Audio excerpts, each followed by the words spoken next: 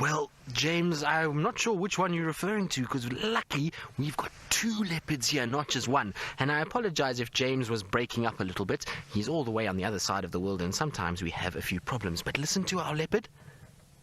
Do you hear he's growling?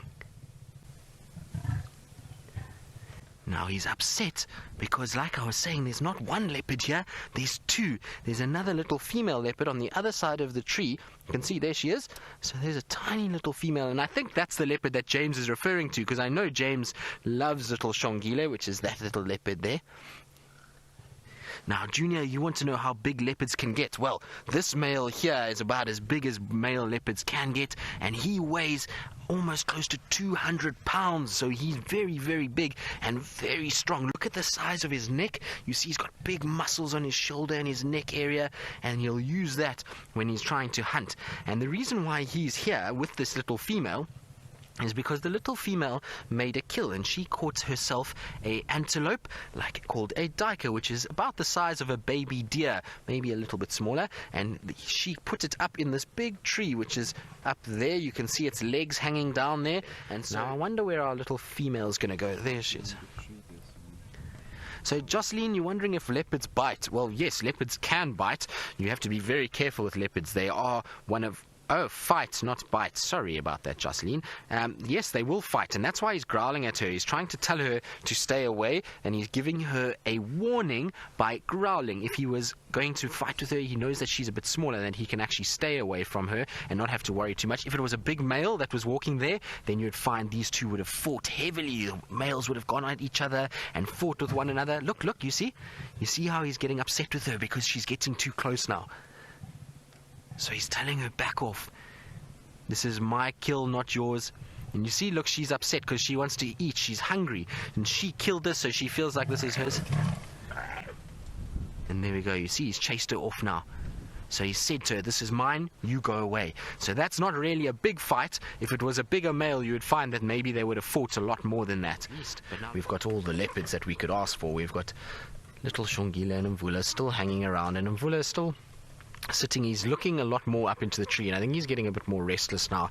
I wouldn't be surprised if he actually starts making a move for the tree to go up, and we've positioned ourselves in a way that hopefully he's going to go up and we're going to get this beautiful view of him going up the tree away from us. And what I wanted is it to almost look as though he's climbing the tree from us up into it. So that's why we've parked where we are. And I see our squirrel friend is still stuck in the tree. You see above me here.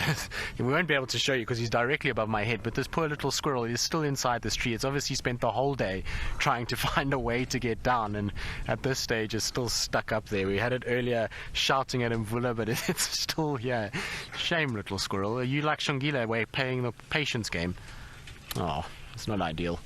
I would have been surprised. I suppose when there's 2 leopards around, you don't want to take the risk to actually come down and try and sort of get in the way of 2 leopards and risk your life if you're a squirrel. So it's not surprising that it went up further into the tree rather than down. But there are 2 squirrels, Seb. Seb's going to try and see if he can find the squirrels, because he says there's 2 of them. I can't see the second one. I, in fact, can't even see both of them. Oh, there we go. Well done, Seb. So there's our poor petrified squirrels that are stuck inside the tree with the leopards below. Shame, have you two been tormented today? I'm sorry. They don't look as though they're too worried about it. One's getting a little armpit grooming, which generally means that they're not too stressed. Oh, lots of little cuddles. I wonder if this is a mating pair that we've got up here. That would be quite weird, wouldn't it? Mating while there's danger nearby. I suppose that gets some hearts racing. I'm not sure about our squirrels, but maybe that's the case. Definitely lots of grooming going on, and they couldn't be too perturbed about our leopards at this stage. I'm pretty sure, though, if Mvula starts climbing up there, the 2 of them will make themselves very scarce very quickly. Mvula's just popped his head up again now. I don't know where Xongile is. I still can't see her. Can you see her, Seb?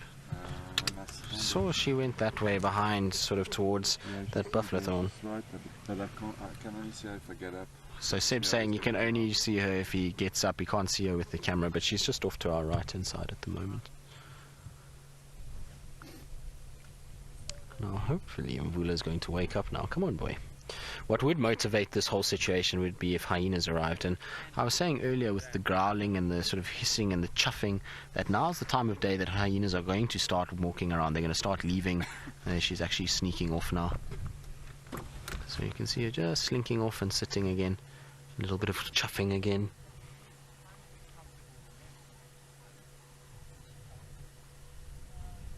I wonder if she's losing patience a little bit now. Nope, back down.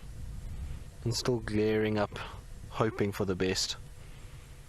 I'm sorry, my girl, that you haven't had to finish your meal. And it's just her luck, really. I mean, it's this area, we haven't seen Mvula in this area for months. I actually can't remember the last time there was a sighting of Mvula where we are now. And so I haven't even tracked him in this area, and it would be, really, it's a travesty that she's managed to catch something and now he's arrived at the point that she's done. And it's probably because of his proximity to where he was. Now look, she's coming in and you can hear him growling. So let's just see what plays out here again. I wonder if she's going to be brave enough to come closer. Shame, my girl. Are you hungry? So she's just behind us. So I apologize if there's a sort of aerial in the way every now and then. Listen to him.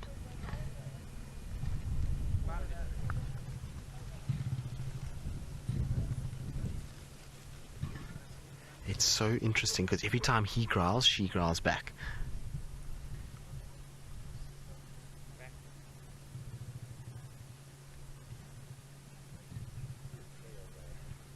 Are you upset, my girl? Of course, he doesn't really care too much, but she's definitely not enjoying the fact that he's lying right there. And isn't that a fantastic picture when he looks up like that? But now everything's settled down again. Little Xongile's got her eyes started closing, and she's lying just behind the car here. You can see, there she is, just over the back end. Still watching him. See if she'll growl back, because he's growling again.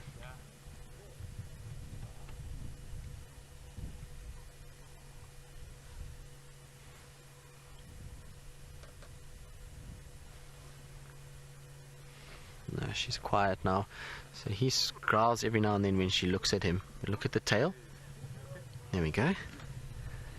And where have we seen that face before?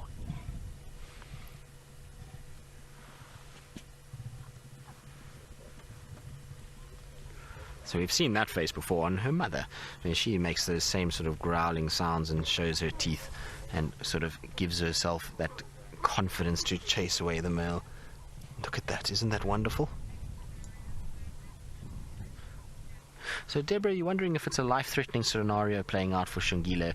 Well, no, not really. Mvula's just warning her not to come near the carcass because he wants the meat. He's not actually interested in her, and there we go.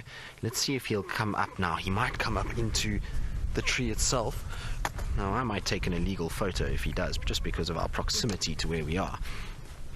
But he's not going to be threatening her. You can see when he gets up to move, so she moves as well. So she's going to basically give way to him and not worry about him too much at all.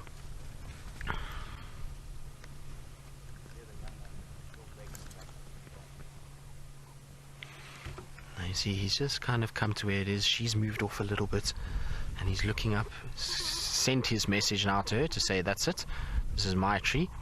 And I wonder, is he going to go up for us, Seb? If he does, it's... Look, he's scraping over the stomach content. Are you going to rest right here next to us, big boy? I think he might go up.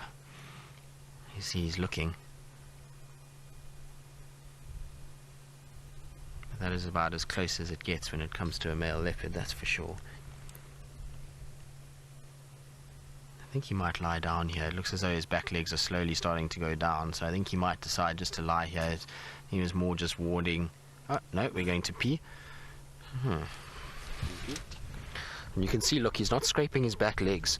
Now that's an indication of a male leopard that is no longer the dominant male, because the dominant male would have scraped his back feet while peeing.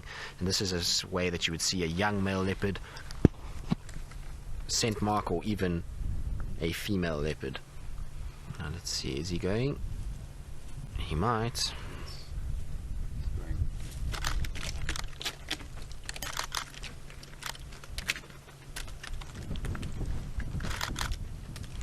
How cool is that? That is so cool. That is about as epic as it gets. It's exactly what I wanted. I was hoping it was going to jump, and it almost looked as though he was jumping from us up to the tree. So well done, Seb. That's very cool. Oh, don't fall out now.